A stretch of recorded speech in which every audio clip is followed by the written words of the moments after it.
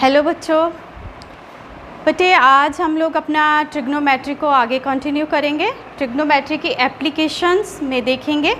हमारे पास height and distances का 9th जो एक्सरसाइज है उसको समझेंगे और उसके एक दो क्वेश्चन मतलब सॉल्व करने की कोशिश करेंगे।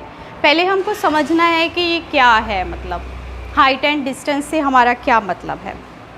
अब मान लीजिए कि आप माउंट एवरेस्ट के सामने खड़े हैं, ठीक है, और आप चाहते हैं माउंट एवरेस्ट की हाइट को नाप लेना। तो कैसे लेंगे? इतना तो बड़ा कोई हमारे पास इंची टेप कुछ भी नहीं है कि हम उसका हाइट ले सकें, तो बड़ा मुश्किल हो जाएगा, हम ले नहीं पाएंगे। लेकिन अगर हमको ट्रिगोनोमेट्री आती है तो हम बड़े इजीली उसका हम ले लेते हैं हाइट। उसी मेथड से हमारे पास माउंट एवरेस्ट का जो हाइट है वो फाइंड आउट हुआ है। अब कुतुब मीनार ले लीजिए। माउंट एवरेस्ट तो चलो आप कहोगे कैसे जाएंगे, आप कुतुब मीनार में दिल्ली में देखने गए तो आपको हाइट देखनी है उसकी, तो उसको आप कैसे मेजर करोगे? आप हाइट एंड डिस्टेंस में ट्रिग्नोमेट्री अप्लाई करके उसका कर सकते हैं। आपके घर का हाइट देखना है, कोई पेड़ है उसका अगर हाइट देखना है, तो इन सब के लिए हमको ट्रिग्नोमेट्री आना चाहिए।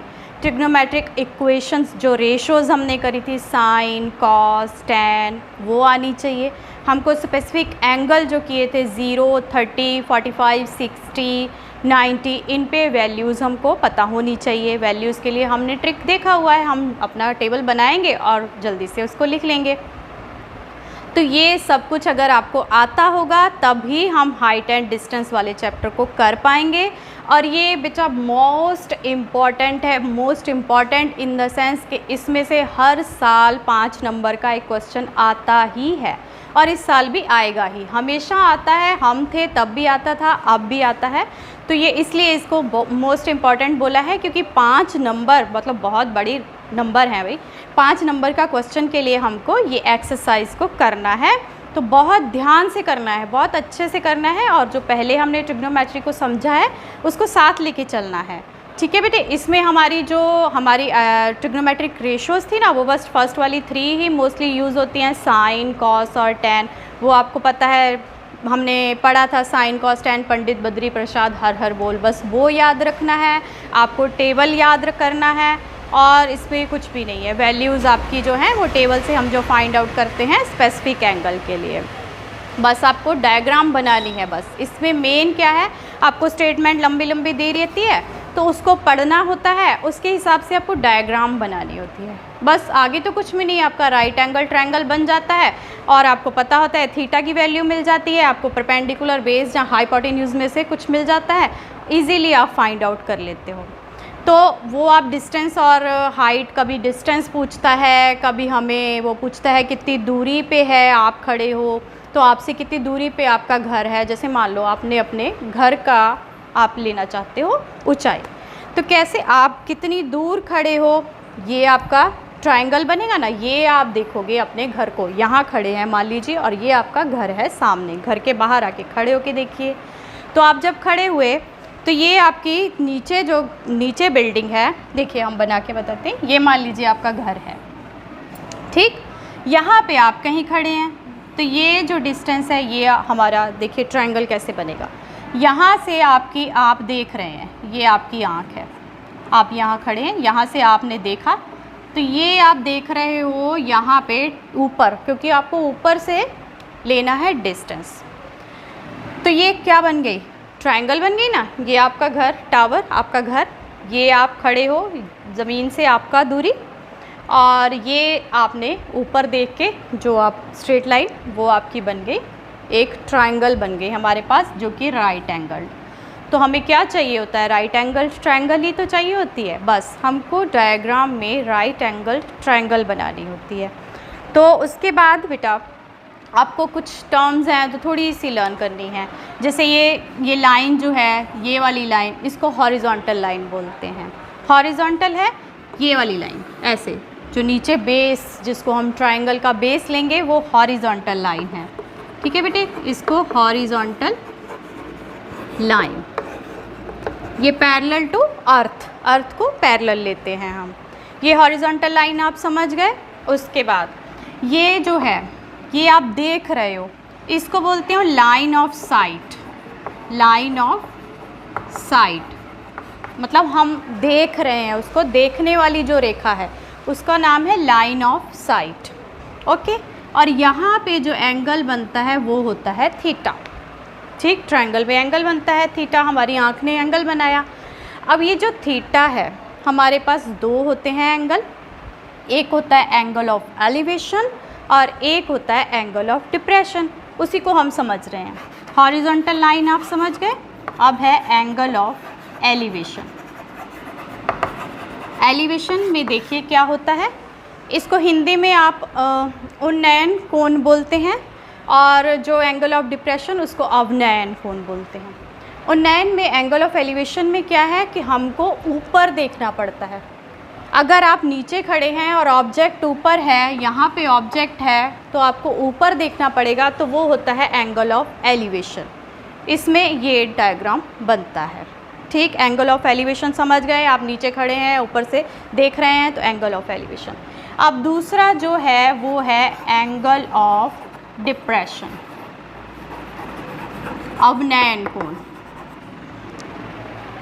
एंगल ऑफ डिप्रेशन कैसे है बेटे, इसमें अब आप अपनी छत पे चढ़ गए हैं। ये आपका घर था, अब आप यहाँ पे खड़े हो, अपनी छत पे खड़े हो और आपको ये ऑब्जेक्ट का डिस्टेंस देखना है अपने घर से। तो यहाँ से आपको, जब आप ऊपर हो तो आपको नीचे देखना पड़ेगा।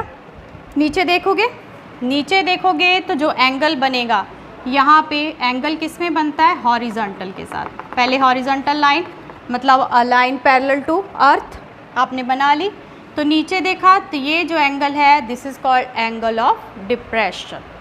नीचे देखने के लिए जो एंगल बनता है बेटे, ये आपको डेफिनेशंस लर्न नहीं करनी है, डेफिनेशंस नहीं पूछेगा, बस डायग्राम्स में हमें जब क्वेश्चन दिया होगा कि अवनयन कोण बन रहा है या उन्नयन कोण बन रहा है, तब हमको देखना है कि उन्नयन मतलब हम नीचे खड़े हैं, अवनयन मतलब हम ऊपर खड़े हैं, तो उसमें हमको उस हिसाब से डायग्राम में शो करना है। तो ये आपका एंगल ऑफ डिप्रेशन है। अब ये देखो, ये दो रेस क्या हैं, ये दो रेस पैरेलल, ये कट कर रही है, तो ये जो एंगल्स हैं ये क्या है, इक्वल, ऑल्टरनेट, इंटीरियर, मतलब अगर ये थीटा है तो ये भी थीटा है, तो ये एंगल हमारे इक्वल होते हैं, मतलब angle of depression is equal to angle of elevation आ जाता है और हम इजीली अपने क्वेश्चंस सॉल्व कर लेते हैं।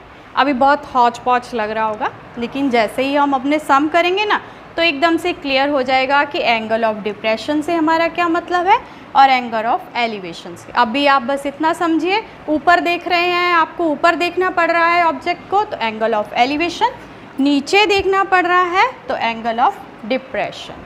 क्लियर। अब हम करेंगे आपकी एक्सरसाइज के क्वेश्चंस, एक दो क्वेश्चन करते हैं और फिर देखते हैं कितना आप उसको समझेंगे, फिर आगे बढ़ेंगे। सबके पास बेटे बुक होगी, है ना, अपनी बुक्स खोल लीजिए क्योंकि इतना लंबा स्टेटमेंट लिखना थोड़ा मुश्किल हो जाएगा। तो आप बुक्स खोलिए और पढ़िए। देखिए फर्स्ट क्वेश्चन है आपकी 9.1 एक्सरसाइज का, एक्सरसाइज 9.1, उसका फर्स्ट क्वेश्चन, सर्कस का एक कलाकार एक 20 मीटर लंबी डोर पर चढ़ रहा है। देखो सर्कस का एक कलाकार है, ये कलाकार एक 20 मीटर लंबी डोर पर चढ़ रहा है जो अच्छी तरह से तनी हुई है और भूमि पर सीधे लगे खंबे के शिखर से बंधी हुई है। ये एक खंबा, ये डोर पे चढ़ रहा है जो कि तनी हुई है, स्ट्रेट मतलब ऐसे, तो वो चढ़ रहा है जो कलाकार है, खंबा सीधा खड़ा है। तो यदि भूमि स्तर के साथ डोर द्वारा बनाया गया कोण 30 डिग्री का हो, ये हमारी अर्थ का हॉरिजॉन्टल लाइन, हॉरिजॉन्टल से इसका एंगल वो कह रहा है 30 डिग्री है, तो ये उसने आपको डायग्राम ऑलरेडी दे रखी है, पर आप अपने आप भी बना सकते हो। क्या कह रहा है, कोई कलाकार है, डोरी पे चढ़ रहा है, डोरी खंबे के साथ बंधी हुई है, ये खंबा स्ट्रेट, डोरी एकदम तनी हुई, खिंची हुई, कोई बल नहीं है, मतलब स्ट्रेट लाइन। तो यहाँ से ये एंगल ऑफ एलिवेशन मिल गया आपको। अब उसने और कुछ दिया है हमको, 20 मीटर लंबी, ये दे रखा है हमको 20 मीटर। ठीक। और हमको फाइंड करना है खंबे की ऊंचाई, खंबे की ऊंचाई फाइंड करनी है। हाँ जी, यस। तो हमको ये फाइंड करना है, ए बी फाइंड करना है। इजी है बच्चे। अब क्या करना है, आपको देखना है जो आपको गिवन है और जो फाइंड आउट करना है वो वाली साइड्स में ये राइट एंगल ट्रायंगल बन गया है, ट्रिग्नोमेट्री है, आइडेंटिटीज़ रेशोज़ ढूंढनी है।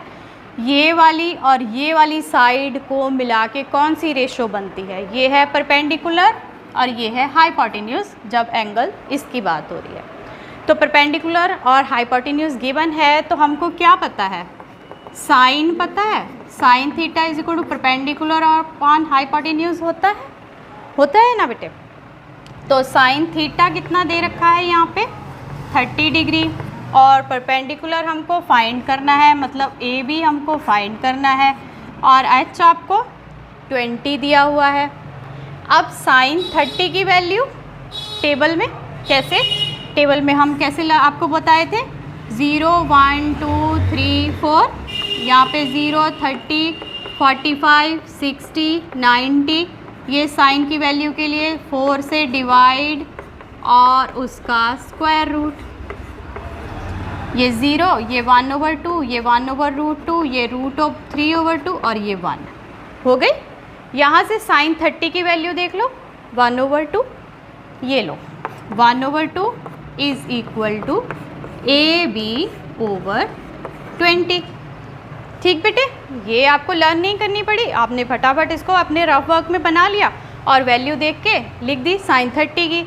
और यहाँ से आपने देखा कि अगर ये वाली वैल्यू गिवन है, हाइपोटेन्यूज गिवन है, जो फाइंड करना है वही रिलेशन हमको वही उठाना है ट्रिग्नोमेट्रिक रेशो। अगर हमको BC फाइंड करना होता तो हमको BC और हाइपोटेन्यूज वाला रिलेशन लेना पड़ता कॉस का, और अगर हमको BC गिवन होता और हमको AB फाइंड आउट करना होता तो ये नहीं गिवन, P और B गिवन होता, बेस गिवन होता तो हम tan वाली अपनी लगाते ट्रिग्नोमेट्रिक रेशो।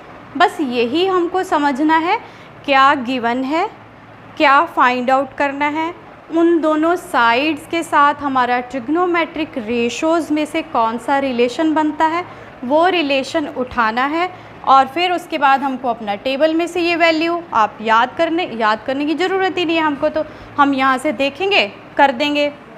यहाँ से आगे आपको पता है क्या करना है, ए बी आपका आ जाएगा 20/2 मतलब 10, आपको सेंटीमीटर गिवन है, जो भी मतलब हाइट ऑफ पोल जो है, खंबे की ऊंचाई जो आ जाएगी वो आ जाएगी आपके पास 10 सेंटीमीटर।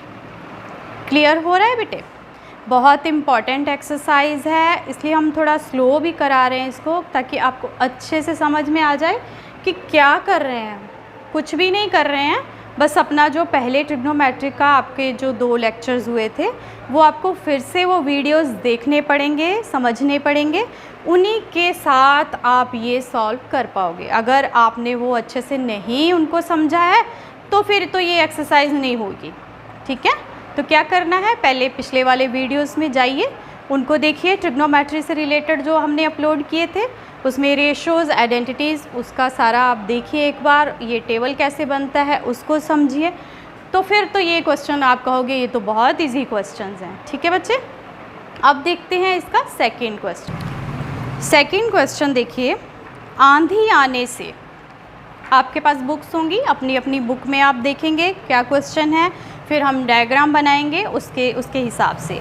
आंधी आने से एक पेड़ टूट जाता है। देखो ये कोई पेड़ था, हम साथ साथ डायग्राम बना सकते हैं। ठीक है, ये कोई पेड़ था, यहाँ पे आप इसका नाम रख लीजिए, ये हमारा पेड़ था AB। ठीक है, तो आंधी आई, आजकल आंधी तूफान आते ही रहते हैं ना, तो ये पेड़ टूट गया, यहाँ से टूट गया, मान लीजिए टूट गया। टूटने के बाद क्या हुआ, ये वाला जो हिस्सा था, ये वाला हिस्सा झुक गया, ऐसे नीचे गिर गया। कभी देखा है पेड़ टूट के गिरता हुआ? ऐसे नीचे गिर गया, और ये जो था इसका नाम C रख लेते हैं, और यहाँ पे A आ गया। ठीक। ये टूट के जब गिर गया तो ये पेड़ जो है यहाँ से टूटा तो यहाँ पे आ गया, तो डी रख लीजिए या ए रख लीजिए, कुछ भी, डी रख लेते हैं ताकि फिर बाद में हमको हाइट फाइंड आउट करनी होगी तो दिक्कत ना आए। इतना आप समझ गए, पेड़ टूटा गिरा ऐसे, उसका शिखर जो ये था ये ज़मीन को छूने लग गया, ऊपर से गिरा मतलब ये ए जो है ज़मीन को छूने लग गया और इसके साथ 30 डिग्री का कोण बनने लग गया। यहाँ पे जब ज़मीन को छुआ तो कोई एंगल बनेगा, एंगल बना लिया उसने धरती के साथ, ज़मीन के साथ 30 डिग्री का। पेड़ के पद बिंदु की दूरी जहाँ पेड़ का शिखर ज़मीन को छूता है 8 मीटर है, ये हमको गिवन है 8 मीटर, ये उसने दे दिया हमको। पेड़ की ऊंचाई बतानी है हमको, ठीक है बेटे, ये गिवन है और ये एंगल गिवन है। दो चीज़ गिवन होती है तो उसके बाद हम सॉल्व कर सकते हैं अपने ट्रिग्नोमेट्रिक रेशियोज़ के हिसाब से। पहले तो डायग्राम आपको बनाने आनी चाहिए, डायग्राम बन गई, आधा क्वेश्चन तो वहीं सॉल्व हो गया। क्या था, पेड़ खड़ा था, इमेजिन कर पा रहे हो ना, कोई भी पेड़ आपके घर के बाहर था, रात को आंधी आ गई, गिर गया, ऐसे गिरा कि जो उसका ऊपर का पार्ट था वो बेंट होके अर्थ को टच कर रहा था। जब आपने देखा मतलब ये ट्रायंगल शेप में बन गया, तो यहाँ पे जो एंगल बना वो बना 30 डिग्री। तो पहले तो इतनी ट्रायंगल को सॉल्व कर लेते हैं। डी बी सी में पहले हम बी सी फाइंड कर लेते हैं, ठीक है, बी सी फाइंड कर सकते हो इजीली क्योंकि ये हमको गिवन है 8 मीटर। जब आपने बी सी फाइंड कर लिया उसके बाद सी डी फाइंड करेंगे। सी डी क्यों फाइंड करेंगे, क्योंकि हमको क्या बोला है उसने फाइंड आउट करने के लिए, height of the tree A B find करना है हमको उसने बोला है कि जो बी डी है वो तो हमको गिवन है 8 मीटर और एंगल थीटा भी गिवन है 30 डिग्री। हमको फाइंड क्या करना है, ए बी। ए बी कैसे है, बी सी प्लस ए सी, और ए सी किसके इक्वल है, ए सी ही तो ए डी बन रहा है ना, सी डी सॉरी, है ना, ये गिरा यहाँ लग गया तो ए सी सी डी इक्वल है। बस यही हमको फाइंड आउट करने हैं, हमको फाइंड करना है बी सी की वैल्यू और हमको करनी है सी डी की वैल्यू। करें स्टार्ट। सबसे पहले ट्रायंगल बी सी डी में, in triangle B C D ये गिवन है, ये फाइंड करना है। रिलेशन बताइए, मतलब perpendicular upon base, perpendicular upon base ये होता है tan 30 डिग्री।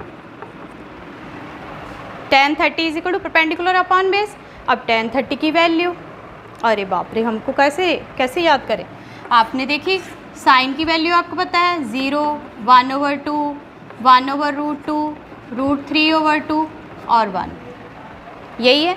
कॉस की वैल्यू इसकी उल्टी 1√3/2 ये, और tan की वैल्यू 0.0, 1/√3, 1/√3 और इन्फिनिटी, यही होती है। ये टेबल से हमने बनाना सीखा हुआ है। तो आप tan 30, ये tan है और ये 30, यहाँ 0, 30 degree, 45 degree, 60 degree, 90 degree. tan 30 की वैल्यू 1/√3 और p की वैल्यू परपेंडिकुलर हमको फाइंड करना है, मतलब BC हमको फाइंड करना है और ये 8 गिवन है। यहाँ से BC की वैल्यू आपको मिल जाएगी 8/√3। अंडर रूट वाली टर्म को हमेशा हम रैशनलाइज करके लिखते हैं 8√3/3, इतना अभी छोड़ते हैं सेंटीमीटर या मीटर, ठीक है बेटे। इसके बाद हम फाइंड आउट करेंगे CD की वैल्यू। CD फाइंड आउट करते हैं।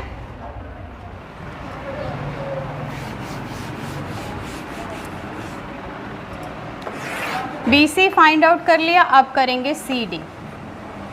CD और BD में क्या रिलेशन है, या फिर BC और CD में, BC मिल चुका है हमको, BC/CD परपेंडिकुलर अपॉन हाइपोटेन्यूज, ये हो गया साइन 30 डिग्री, ठीक है। तो साइन 30 डिग्री हो गया। अभी BC आपको फाइंड आउट करना है, BC आपने फाइंड आउट कर लिया ऑलरेडी, 8√3/3/CD और ये है 1/2। अब CD फाइंड आउट कर लेंगे।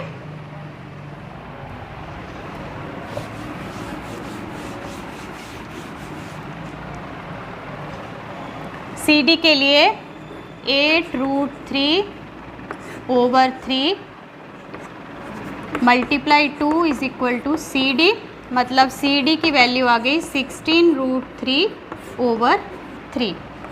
ये आ गई आपकी CD की वैल्यू। कुछ नहीं, सिंपल कैलकुलेशन है। साइन 30 आपको पता है, perpendicular upon hypotenuse is equal to sine 30 होता है। साइन 30 1/2 है। BC की वैल्यू अभी फाइंड की थी 8√3/3। CD हमको फाइंड आउट करना है, जो फाइंड आउट करना है दूसरी साइड ले जाते हैं तो हमारे पास ये CD की वैल्यू आ गई। अब CD मिल गया और BC मिल गया। आपको फाइंड क्या करना है? आपको फाइंड करना है AB, जो कि है CD प्लस BC। पहले ही हमने बता दिया CD और AC इक्वल है, मतलब है AC plus BC। Value substitute कर दीजिए, 16√3/3 प्लस 8√3/3 ऐड करेंगे 24√3/3। आंसर आ जाएगा 8√3 मीटर या सेंटीमीटर, जो भी आपको गिवन था, 8√3 मीटर। ये आपका आंसर आ गया। बेटे कई बार क्या होता है, मैथ्स के जो एग्ज़ाम है ना, उसमें आपको √3 की वैल्यू बता रखी होती है ऐसे कि √3 को आपको 1.73 लेके सॉल्व करना है। तो आप क्या करोगे, 8 को मल्टीप्लाई कर दोगे 1.73 से, अगर एग्ज़ाम में आपको दिया है। आप 8 को 1.73 से मल्टीप्लाई करके फिर आंसर लिखोगे। ऐसे छोड़ोगे तो एक आधा नंबर वो कट कर लेगा, क्योंकि उसने गिवन किया है कि √3 आपको ये लेके चलना है। तो लास्ट में आपने आंसर में AB, जो आपका हाइट ऑफ ट्री है, पेड़ की ऊंचाई, उसका 8√3 आया। तो √3 की वैल्यू आपने ऐसे यहाँ पे आप जैसे लिखोगे, पेड़ की ऊंचाई, उसको आप लिख दोगे 8√3 मीटर। अगर √3 की वैल्यू दे रखी है 1.73 मीटर, मल्टीप्लाई करेंगे और आंसर लिख देंगे। ठीक है बेटे, आप ये 2 क्वेश्चंस को थोड़ा अच्छे से करने की कोशिश कीजिए।